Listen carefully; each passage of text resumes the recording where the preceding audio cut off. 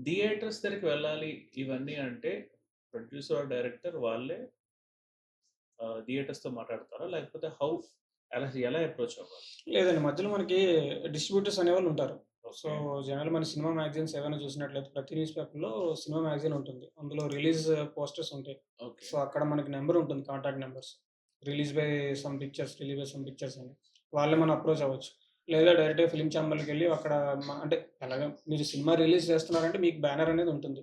So, మీరు వెళ్లి వాళ్ళని అడిగే ఛాన్స్ ఉంటుంది. ఓకే. మీరు బ్యానర్ రిజిస్టర్ చేశారు కాబట్టి మీకు అది రైట్ ఉంటుంది. మీరు వెళ్లి వాళ్ళని అడిగితే వాళ్ళు నంబర్ ఆఫ్ ఎవరైతే రిజిస్టర్ చేసే ఆ పర్సన్స్ ఉన్నారో వాళ్ళ కాంటాక్ట్ నంబర్స్ ఇస్తారు. ఓకే. వాళ్ళు కాంటాక్ట్ చేస్తారు. కాంటాక్ట్ చేసిన తర్వాత మీకు రీజనబుల్‌గా ఎవరున్నారు? అంటే కొంతమంది పేర్లెందుకులెండి. సో, హై రిలీజింగ్ బ్యానర్స్ అయితే ఎక్కువ తీసుకుంటాయి.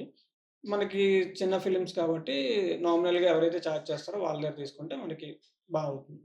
ఆహ్, ఇందులో బట్ మీ మీరు వెళ్ళే ఎక్స్‌పీరియన్స్ ముందు ఒకసారి చేసుకోవడం మంచిది. క్రాస్ చెక్ చేసుకోవడం మంచిది. ఎందుకంటే వాళ్ళు ఎక్కువ అమౌంట్ తీసుకొని అందులో తక్కువే ఖర్చు పెట్టి అంటే మోసాలు జరిగే ఛాన్సెస్ చాలా ఎక్కువుంటాయి.